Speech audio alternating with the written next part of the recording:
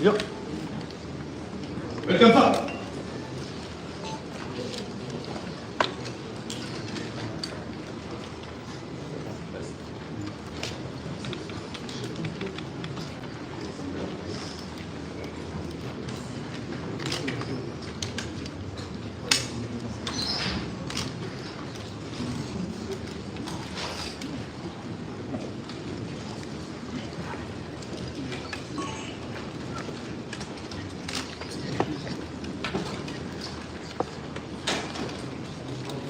Merci.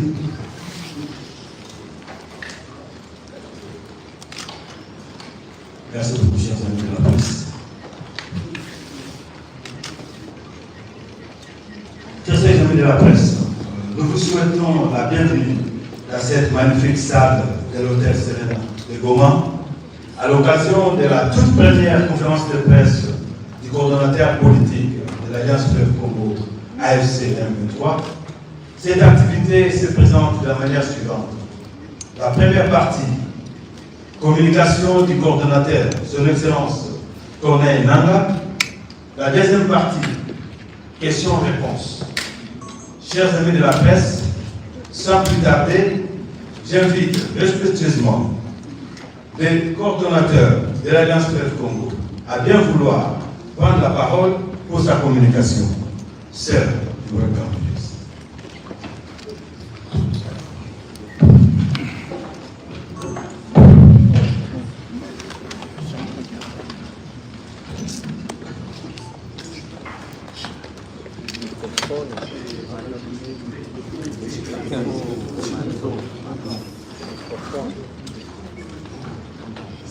Mesdames et messieurs de la presse tant nationale qu'internationale, mesdames et messieurs,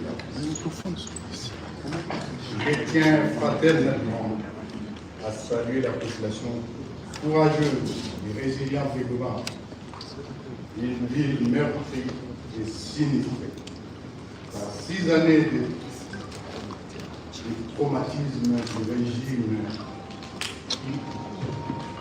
irresponsable et illégitime de Kinshasa. Notre présence à Goma aujourd'hui est la résultante d'une crise généralisée dans notre pays qui n'épargne aucune catégorie des citoyens. Une insécurité planifiée, entretenue et généralisée. Une tuerie barbare exécutée à toute heure dans tous les quartiers et sans exception. Des milliers de déplacés pris en otage par M. Tshilombo pour alimenter sa propagande maléfique. Une tracasserie de tout à tous les niveaux. L'exclusion, la division, le tribalisme et autres.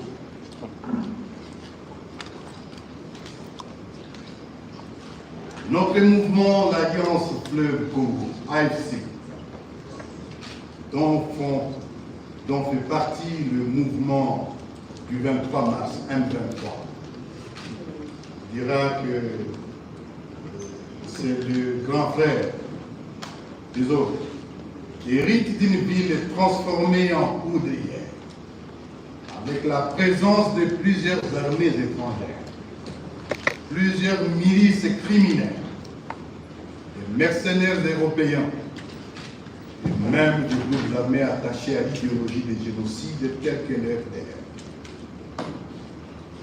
L'objectif de cette surmilitarisation du Goma était clair. Embraser le Nord Kivu, l'Est de la République démocratique du Congo et toute la sous-région du Grand Lac. Avoir l'arsenal de guerre abandonné par les militaires et la coalition armée indigeste dans la ville, il fallait véritablement craindre une hécatombe. Car M. Tshilombo a délibérément armé des civils non entraînés au maniement des armes et inviter des armées étrangères avec des agendas sombres. Samir Diassi, elle c'est République sud-africaine, la Tanzanie, Malawi, le FNDB, le Burundi, des mercenaires européens, les FDLR, et toute la nébuleuse Maïmaï qu'elle dit que va aller. Cette distribution arbitraire des engins de guerre n'a fait qu'empirer une situation déjà chaotique.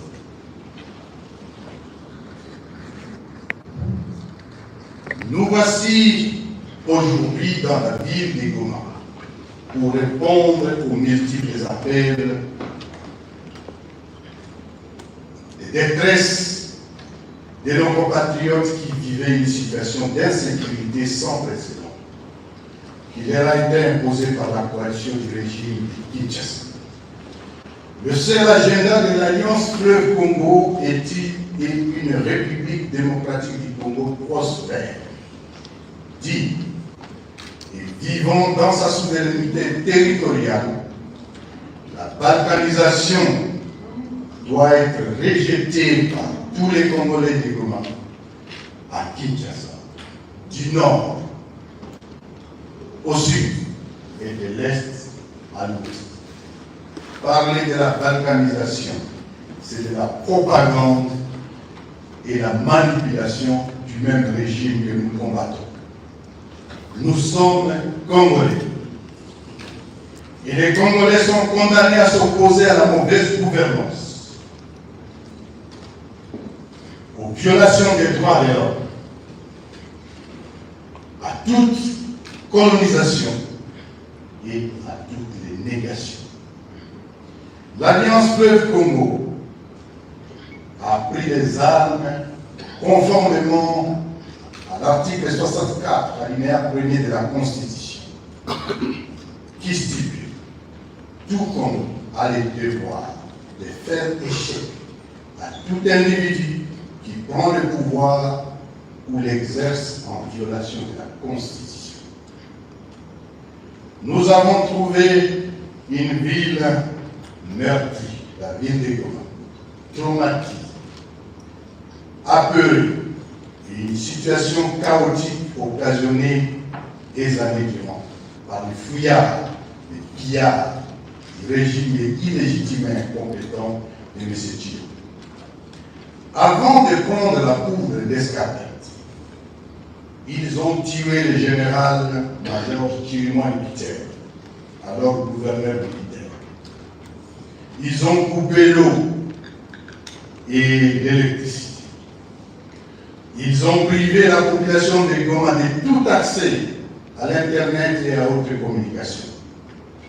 C'est la méthode criminelle du régime de Kinshasa et ils revendiquent. Jusqu'hier, ils revendiquaient encore qu'ils ont coupé l'électricité et ils ont coupé l'eau dans Goma. Pour relancer la vie socio-économique dans la ville, nous venons de mettre en place des teams chargés de relever les défis après.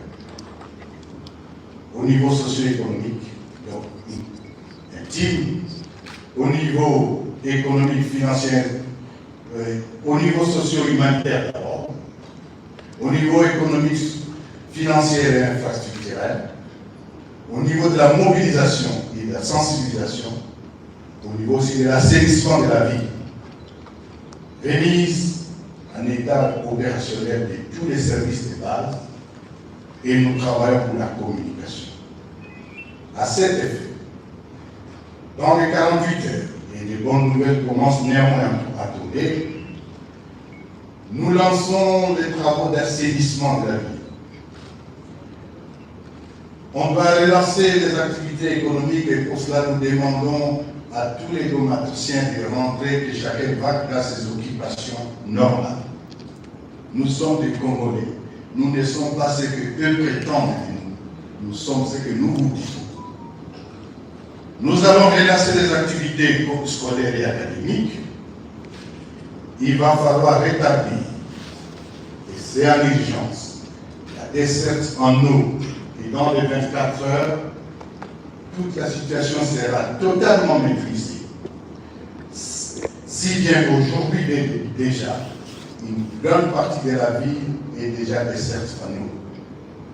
En ce qui concerne l'électricité dans les 48 heures, ça sera la même chose, d'autant bien entendu que les travaux ce qui a occasionné ces pannes concernaient aussi bien la ligne ou Eoula, mais aussi la ligne qui vient de Chikio.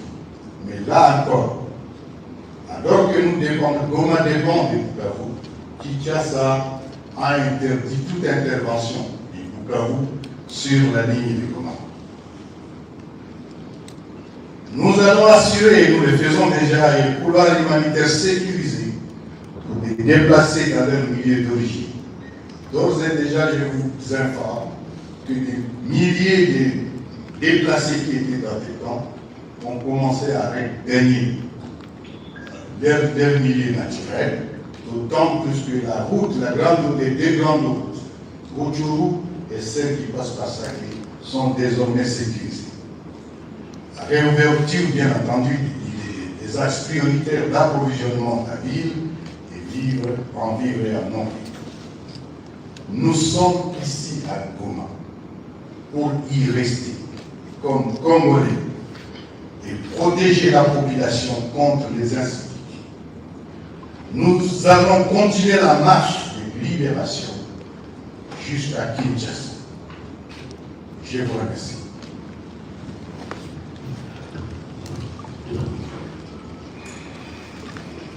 Thank you.